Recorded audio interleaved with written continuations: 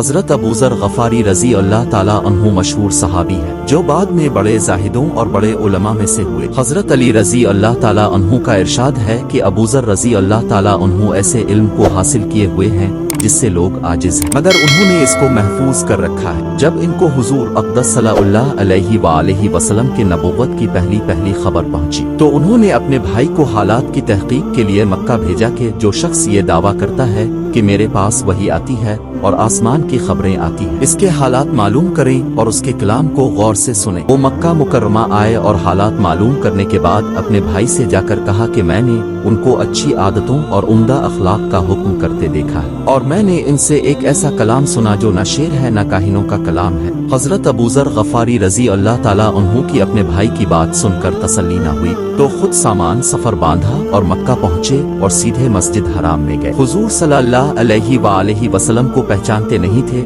اور کسی سے پوچھنا مصلحت کے خلاف سمجھا۔ شام تک اسی حالت میں رہے۔ حضرت علی رضی اللہ تعالیٰ عنہ نے دیکھا کہ ایک پردیسی مسافر ہے۔ مسافروں کی، غریبوں کی، پردیسیوں کی خبر گیری، ان کی ضرورتوں کو پورا کرنا ان حضرات کی گھٹی میں پڑا ہوا تھا، اسی لیے ان کو اپنے گھر لے آئے، میزبانی فرمائی، لیکن ان سے پوچھنے کی کچھ ضرورت نہ سمجھی کہ کون ہو اور کہاں سے آئے ہو۔ مسافر نے بھی کچھ ظاہر نہ کیا۔ صبح کو پھر مسجد آ گئے۔ دن بھر اسی حال میں گزرا کہ خود پتہ نہ چلا اور دریافت کسی سے کیا نہیں۔ غالباً اس کی وجہ یہ ہوگی کہ حضور صلی اللہ علیہ وآلہ وسلم کے ساتھ دشمنی کے قصے بہت مشہور تھے۔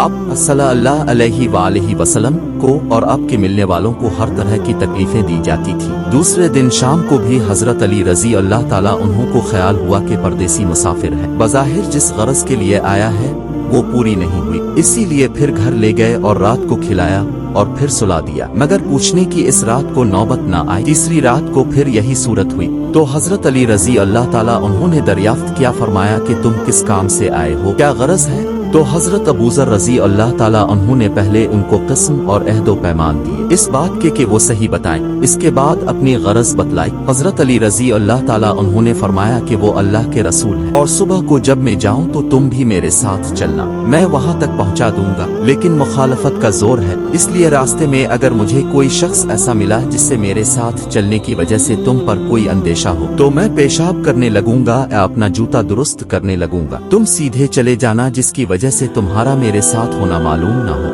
چنانچہ صبح کو حضرت علی رضی اللہ تعالیٰ عنہ کے پیچھے پیچھے حضور کی خدمت میں پہنچے، وہاں جا کر بات چیت ہوئی اور اسی وقت مسلمان ہو گئے۔ حضور اقدس صلی اللہ علیہ وآلہ وسلم نے ان کی تکلیف کے خیال سے فرمایا کہ اپنے سلام کو ابھی ظاہر نہ کرنا، چپکے سے اپنی قوم میں چلے جاؤ، جب ہمارا غلبہ ہو جائے اس وقت چلے آنا۔ انہوں نے عرض کیا، اے رسول اللہ صلی اللہ علیہ وآلہ وسلم، اس ذات کی قسم جس کے قبضے میں میری جان ہے، اس کلمہ توحید کو ان بے ایمانوں کے بیچ چلا کے پڑھوں گا۔ چنانچہ اسی وقت مسجد حرام میں تشریف لے گئے اور بلند آواز میں کلمہ بلند کیا۔ ان کی اس آواز کو سن کر چاروں طرف سے لوگ اٹھے اور اس قدر مارا کہ اب مرنے کے قریب ہو گئے۔ حضور صلی اللہ علیہ وآلہ وسلم کے چچا حضرت عباس رضی اللہ تعالیٰ عنہ جو اس وقت تک مسلمان بھی نہیں ہوئے تھے، ان کے اوپر بچانے کے لیے لیٹ گئے اور لوگوں سے کہا کہ کیا ظلم کرتے ہو، یہ شخص قبیلہ غفار کا ہے اور یہ قبیلہ ملک شام کے راستے میں پڑتا ہے، تمہاری تجارت وغیرہ سب ملک شام کے ساتھ ہے، اگر یہ مر گیا تو شام کے لوگوں کا آنا جانا بند ہو جائے گا۔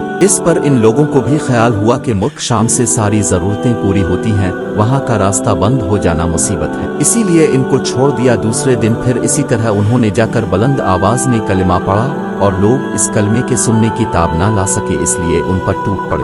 دوسرے دن پھر حضرت عباس رضی اللہ تعالیٰ عنہ نے اسی طرح ان کو سمجھا کر ہٹایا کہ تمہاری تجارت کا راستہ بند ہو جائے گا۔ تو دوستوں، یہ تھا حضرت ابوذر غفاری رضی اللہ تعالیٰ عنہ کے اسلام قبول کرنے کا واقعہ۔ حاصل، حضور صلی اللہ علیہ وآلہ وسلم کے ارشاد کے باوجود کہ اپنے سلام کو چھپاؤ، ان کے اندر دین اسلام کا یہ جذبہ اور یہ غلبہ تھا کہ جب یہ دین حق ہے تو کسی کے باپ کا کیا جاتا ہے جس سے ڈر کر چھپایا جائے، اور حضور صلی اللہ علیہ وآلہ وسلم کا منع فرمانا شفقت کی وجہ سے تھا کہ کہیں آپ کو کسی قسم کی تکلیف کا سامنا نہ کرنا پڑے، ورنہ حضور صلی اللہ علیہ وآلہ وسلم کے خلاف جانا صحابہ رضی اللہ تعالیٰ عنہ کی یہ مجال ہی نہ تھی، چونکہ حضور اقدس صلی اللہ علیہ وآلہ وسلم خود ہی اسلام پھیلانے میں ہر قسم کی تکلیفیں برداشت فرما رہے تھے۔ اسی لیے حضرت ابوذر رضی اللہ تعالیٰ عنہ نے سہولت پر عمل کی بجائے حضور صلی اللہ علیہ وآلہ अलैहि वसल्लम के इत्तिबा को तरजीह दी। यही एक चीज थी कि जिसकी वजह से हर किस्म की तरक्की, चाहे वो दीनी हो या दुनियावी, सभी सहाबा इकराम रजी अल्लाह ताला अन्हु के कदम चूम रही थी और हर मैदान उनके कब्जे में था। जो शख्स भी एक मर्तबा कलमा शहादत पढ़कर इस्लाम के झंडे के नीचे आता था,